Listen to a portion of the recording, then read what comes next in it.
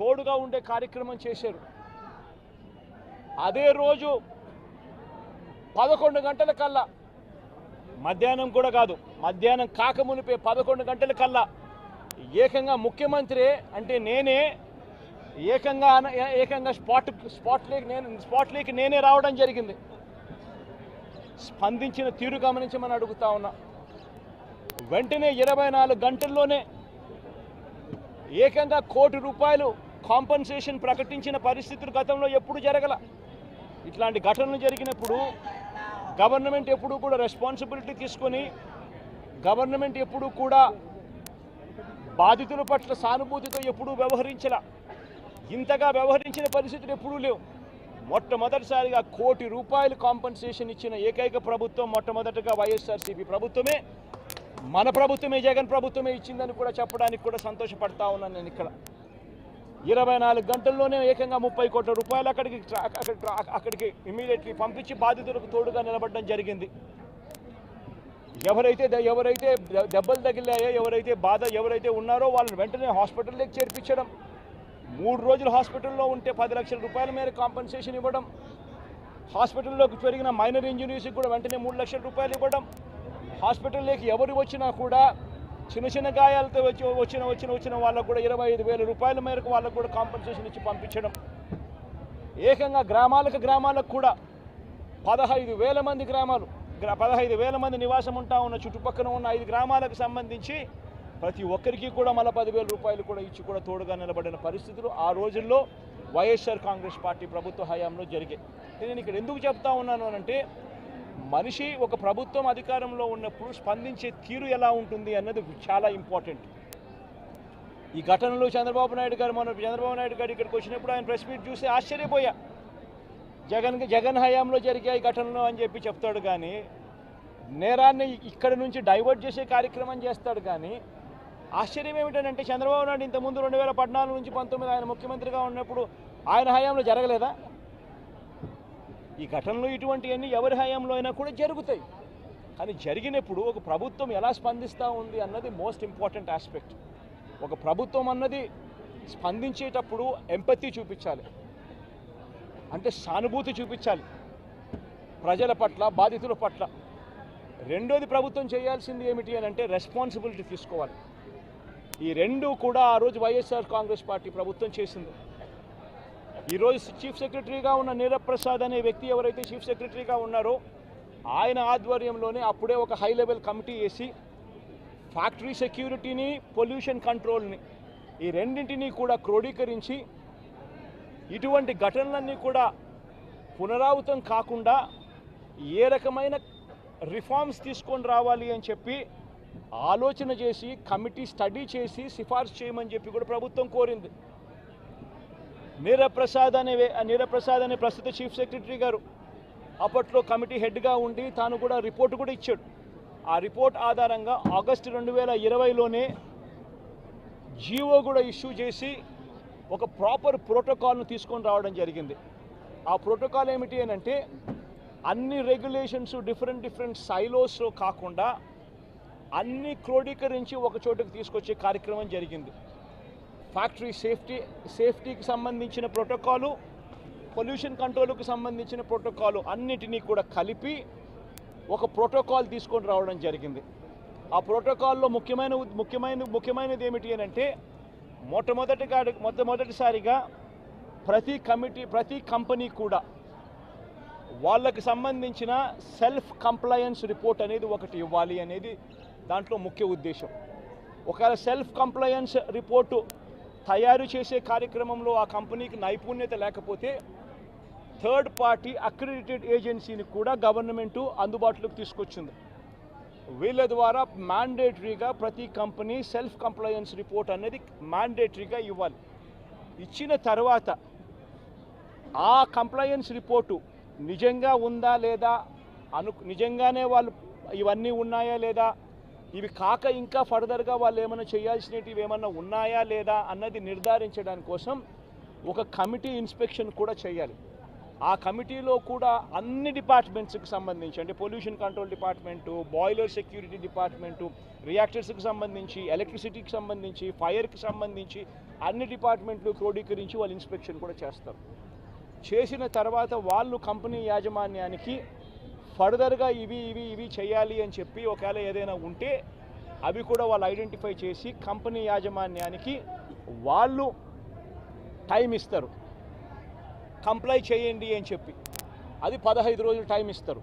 అంటే compliance report వచ్చిన తర్వాత మళ్ళీ వీళ్ళు 1 మంత్ లోపల వీళ్ళు ఇన్స్పెక్షన్ చేసిన రిపోర్ట్ వచ్చిన తర్వాత ఆ ఇన్స్పెక్షన్ రిపోర్ట్లో కంపెనీ ఫర్దర్గా ఏమైనా చేయాల్సి ఉంటే మళ్ళీ వాళ్ళకి 15 రోజులు టైం ఇస్తూ వీళ్ళు మళ్ళీ ఒక రిపోర్ట్ అనేది ఇస్తారు. ఆ రిపోర్టును ఆ 15 రోజుల లోపల వాళ్ళు చేసేట్టుగా జాయింట్ కలెక్టర్ ఆధ్వర్యంలో ఒక జాయింట్ కలెక్టర్కు ఆ రెస్పాన్సిబిలిటీ ఫిక్స్ చేసి జాయింట్ కలెక్టర్ ఆధ్వర్యంలో ఆ ఇన్స్పెక్షన్లో వాళ్ళు చెప్పినవన్నీ జరిగాయా లేదా అని మానిటర్ చేసే రెస్పాన్సిబిలిటీ ఆ జేసీకి ఇస్తుంది. ఈ ప్రోటోకాల్ ఈ సిస్టమ్ ఉంది. ఇది ఒక రిఫార్మ్ కింద ఎల్జీ పాలిమర్స్ ఘటన జరిగిన తర్వాత నీరబ్ ప్రసాద్ గారి ప్రస్తుత చీఫ్ సెక్రటరీ గారు ఆయన ఆధ్వర్యంలో హై లెవెల్ కమిటీ వేసిన తర్వాత ఆయన స్టడీ చేసిన తర్వాత ఆయన ఇచ్చిన సిఫార్సులతో ఈ జీవో ఇష్యూ చేసి ఈ ప్రోటోకాల్ అనేది ఎగ్జిస్టింగ్లో ఉంది. ఎగ్జిస్టెన్స్లో ఉన్న ఈ జీవోను పూచా తప్పకుండా ప్రభుత్వం గన మానిటర్ చేసి ఉండింటే ఇది జరుగుతుందా లేదా అన్నది గన గవర్నమెంట్లో ఉన్న పెద్దలు మానిటర్ చేసి ఉండింటే చాలు ఇటువంటి ఘటనలు మళ్ళీ పునరావృతం కాకుండా ఉండే పరిస్థితి ఉండేది. కానీ అన్ఫార్చునేట్గా ఏం జరుగుతూ ఉంది, వీళ్ళ ప్రభుత్వం వచ్చిన తర్వాత గత 3 నెలలుగా ఏం చూస్తూ ఉన్నాము అని అంటే వీళ్ళ గవర్నెన్స్ మీద ధ్యాస లేదు. వీళ్ళకు ప్రజలకు సూపర్ 6, సూపర్ 7, సూపర్ 10ల పేరుతో వాళ్ళు ఇచ్చిన మాటల మీద వీళ్ళకు ధ్యాస లేదు. వీళ్ళ ధ్యాస అంతా రెడ్ బుక్ పరిపాలన, వీళ్ళ ధ్యాస అంతా రెడ్ బుక్ తెరచడము, ఎవరెవరికి కక్షలు ఉన్నాయో ఆ కక్షలు తీర్చుకునేదానికి గ్రీన్ సిగ్నల్ ఇవ్వడం. ఇది వీళ్ళ పరిపాలన మీద వీళ్ళ ధ్యాస. వీళ్ళు పెట్టాల్సిన ధ్యాస ఇటువంటి రిపోర్ట్ల మీద, ఇటువంటి కంప్లైంట్స్ మీద, ఇటువంటి ఘటనల మీద ఎవరెవరు ఏమేం చేయాలి అని చెప్పి ప్రోటోకాల్ ప్రకారం జరుగుతూ ఉందా లేదా, ఇవన్నీ జరుగుతున్నాయా లేదా అని చెప్పి చూసుకొని గవర్నెన్స్ రెగ్యులర్గా జరిగి ఉంటే ఈరోజు ఫ్యాక్టరీస్ పరిస్థితి ఇలా ఉండేది కాదు. ఈరోజు ఈ కార్మికులు చనిపోయి ఉండేవాళ్ళు కాదు. ఈరోజు స్కూళ్ళు బాగుపడి ఉండేటివి. ఇంగ్లీష్ మీడియం టోఫుల్ 3వ తరగతిలోనే టోఫుల్ పీరియడ్ని తీసుండేవాళ్ళు కాదు. నాడు నేడు కొనసాగుండేది. గోరుముద్ద కార్యక్రమం బాగా జరుగుతూ ఉండేది. ఇవన్నీ కూడా జరుగుతూ ఉండేటివి. ఒకవైపున స్కూళ్ళు నాశనం అయిపోయాయి, మరోవైపున హాస్పిటళ్ళకి సంబంధించి జనవరి నుంచి రావాల్సిన బిల్లులు, జనవరిలో బిల్లులు ఏదైనా ఉంటే ఫిబ్రవరిలో ఆ బిల్స్ ప్రాసెస్ చేస్తారు, మార్చిలో ఆ బిల్స్కి సంబంధించిన పేమెంట్లు క్లియర్ చేస్తారు. ఆరోగ్యశ్రీ నెట్వర్క్ హాస్పిటల్స్కి సంబంధించి మార్చి 16వ తారీఖున కోడ్ వచ్చింది. ఇక అప్పటి నుంచి జనవరికి సంబంధించిన బిల్లులు పూర్తి జనవరికి సంబంధించినప్పటి నుంచి ఇప్పటిదాకా ఆరోగ్యశ్రీ బిల్లులు నెట్వర్క్ హాస్పిటల్లో ఇవ్వడం లేదు. ఆరోగ్యశ్రీ హాస్పిటల్కు బిల్లులు రావడం లేదు కాబట్టి ఏ పేషెంట్ అయినా హాస్పిటల్కి పోతే ఆ హాస్పిటల్లో ఆ పేషెంట్ డబ్బులు లేక కట్టలేని పరిస్థితిలో, పేషెంట్ అధ్వానమైన పరిస్థితిలో బతుకుతూ ఉన్నాడు. పట్టించుకునే నాతుడు లేడు. పిల్లలకు సంబంధించిన ఫీజు రీయింబర్స్మెంట్ అనే కార్యక్రమం గతంలో వైఎస్ఆర్సీపీ ఉన్నప్పుడు ఏ రకంగా జరిగేది? ప్రతి 3 నెలలకు ఒకసారి, ప్రతి త్రైమాసికం అయిపోయిన వెంటనే ఫీజు రీయింబర్స్మెంట్ కింద విద్యా దీవెన అన్నది ఆ తల్లుల ఖాతాల్లోకి జమ అయ్యేది. ఈరోజు 2 క్వార్టర్స్ అయిపోయాయి, 2 త్రైమాసికాలు అయిపోయాయి. జనవరి, ఫిబ్రవరి, మార్చు, ఏప్రిల్, మే, జూను. ఇప్పుడు 3వ త్రైమాసికం కూడా జూలై, ఆగస్ట్, సెప్టెంబర్ కూడా అయిపోవస్తూ ఉంది దాదాపుగా. ఇంతవరకు పిల్లలకు సంబంధించిన ఫీజు రీయింబర్స్మెంట్ బకాయిలు ఇంతవరకు రూపాయి కూడా ఇవ్వాల.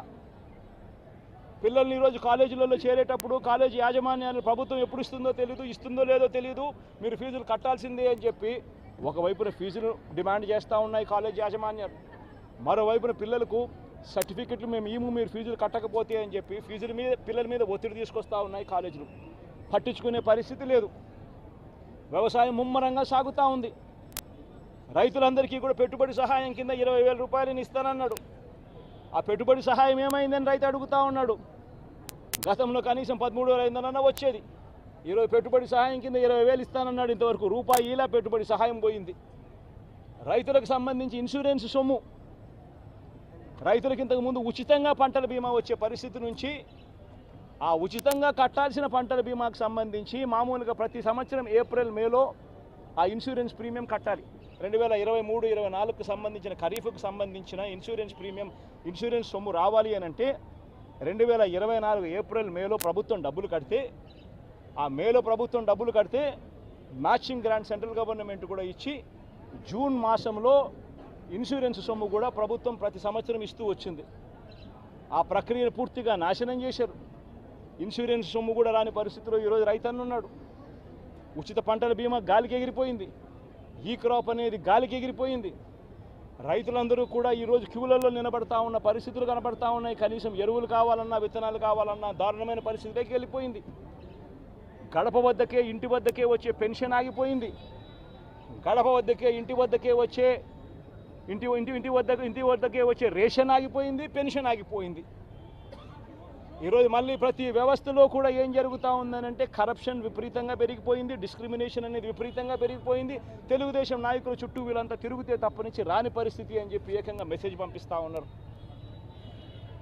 ఈరోజు నిజంగా పాలన అన్నది నిజంగా ఈరోజు ఏం జరుగుతూ ఉందనంటే రోజు కూడా కక్షలు తీర్చుకునే దానికోసము కొట్టడము, చంపడము, ఆస్తులు ధ్వంసం చేయడము కనిపిస్తున్నాయి తప్పనిచ్చి పాలనలో ఏదైనా కూడా మంచి చేయాలి, ప్రజలకు మంచి జరగాలి అన్న ఆలోచన, తాపత్రయం ఎక్కడ కూడా కనిపించని అధ్వానమైన పరిస్థితి ఈరోజు మొట్టమొదటిసారిగా రాష్ట్రంలో సాగుతూ ఉంది. నేను ఇవాళ ఇప్పటికైనా ఒకటే మాట చెప్తా ఉన్నా, చంద్రబాబు నాయుడుకి ఇదే మాట చెప్తా ఉన్నా. కాంపన్సేషన్ అన్నది ఎంపతితో ఇవ్వాలి, సానుభూతితో ఇవ్వాలి, ఇవ్వాల్సిన సమయంలో ఇవ్వాలి. ఇంతమంది హాస్పిటల్లో ఉన్నారు, వాళ్ళందరికీ ఏ ఒక్కరికి కూడా, ఈ హాస్పిటల్లో ఉన్న వాళ్ళకి ఏ ఒక్కరికి కూడా ఇంతవరకు డబ్బులు ముట్టల. వాళ్ళందరికీ కూడా మనం ఇస్తామని చెప్పిన డబ్బులు వెంటనే ఇప్పించే కార్యక్రమం చేయండి. ఆ ప్రోటోకాల్ ఏదైతే ఉందో ఫ్యాక్టరీ సెక్యూరిటీస్కి సంబంధించి, ఫ్యాక్టరీ సెక్యూరిటీ, పొల్యూషన్ కంట్రోల్కి సంబంధించి ఏదైతే ప్రోటోకాల్ ఎగ్జిస్టెన్స్లో ఉందో ఆ ప్రోటోకాల్ను కనీసం ఇప్పటి నుంచి అన్నా కనీసం మానిటర్ చేసే దిశగా అడుగులు వేయండి. ఇటువంటి మళ్ళీ పునరావృతం కాకుండా చేసే కార్యక్రమాలు చేయండి. ఆ ఫ్యాక్టరీకి సంబంధించి ఏం జరిగిందో లోతైన ఎంక్వైరీ చేయండి. అడిగినప్పుడు నేను ఇక్కడ బాధితులను పరామర్శించినప్పుడు, బాధితులను అడుగుతా ఉన్నప్పుడు నేను అడిగా, ఆ ఫ్యాక్టరీకి సంబంధించిన విషయాలకు సంబంధించి కూడా తెలుసుకునే ప్రయత్నం చేశా. ఫ్యాక్టరీలో ఏం జరుగుతూ ఉంది, ఫ్యాక్టరీలో SOPs బాగానే పాటించే వాళ్ళ, ఫ్యాక్టరీలో పొల్యూషన్ కంట్రోల్ అనేది స్టాండర్డ్ మెయింటెనెన్స్ చేసేవాళ్ళ అని కూడా అడిగా. అవన్నీ కూడా బాగానే జరిగేటివే అన్న, బాగానే జరిగేటివే, కానీ ఇది ఎందుకు జరిగిందో తెలియదన్నా అని చెప్పి చెప్తా ఉంటాను. నేను ఫ్యాక్టరీలకు సంబంధించి వాళ్ళని ఏదో యాజమాన్యానికి సంబంధించి ఎవరన్నా కానీ ఆ యాజమాన్యం వాళ్ళు ఏదో తప్పులు పట్టాలని, ఇంకోటి పట్టాలని నేనేం చెప్పడంలా. బట్ లోతైన ఎంక్వైరీ అయితే జరగాలి, ఎందుకు తప్పు జరిగిందో తెలుసుకోవాలి.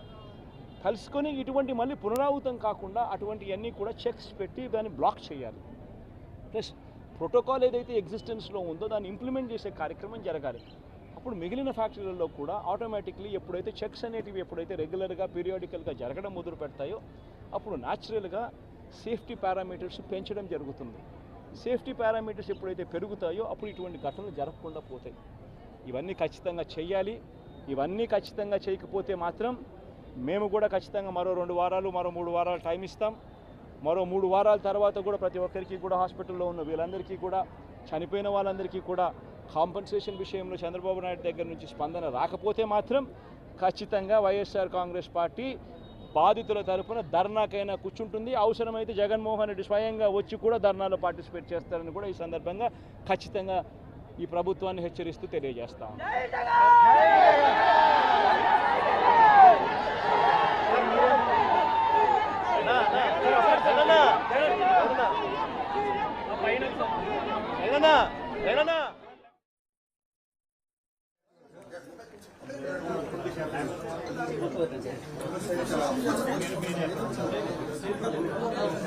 లాస్ట్ తర్వాత మల్టిపుల్ కట్స్ అయిపోతాయి.